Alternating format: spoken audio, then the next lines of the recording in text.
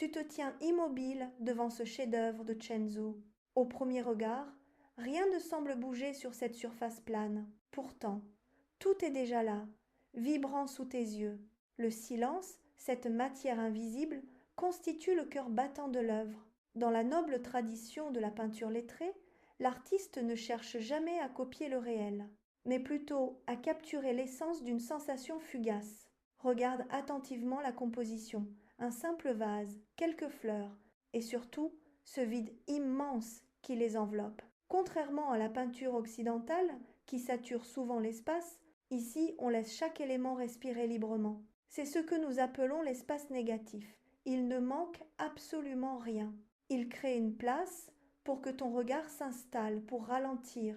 Les chrysanthèmes, symboles de longévité et de sagesse, ils ancrent le tableau dans une sérénité millénaire.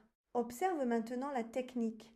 Les contours ne sont pas figés. Ils s'effacent doucement, se dissolvant dans la fluidité du lavis. L'eau et l'encre se mélangent, rendant les formes vibrantes.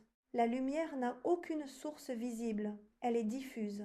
Une clarté purement émotionnelle, sans point de fuite. Le tableau ne te demande pas de rentrer dans une perspective, il te demande simplement de rester là, présent, et de contempler l'invisible qui se manifeste. Entre les pétales et les feuilles d'encre sombres, le rythme cardiaque ralentit. Dans un monde qui court sans cesse, ce tableau est un point d'arrêt. L'artiste utilise ce vide pour éliminer tout le superflu, forcer chaque spectateur à se confronter à sa propre présence. L'effet est immédiat. Le bruit extérieur s'estompe enfin, et le tableau devient un miroir silencieux de ton âme. Pourquoi ce vide? Sans lui, le regard serait captif des détails.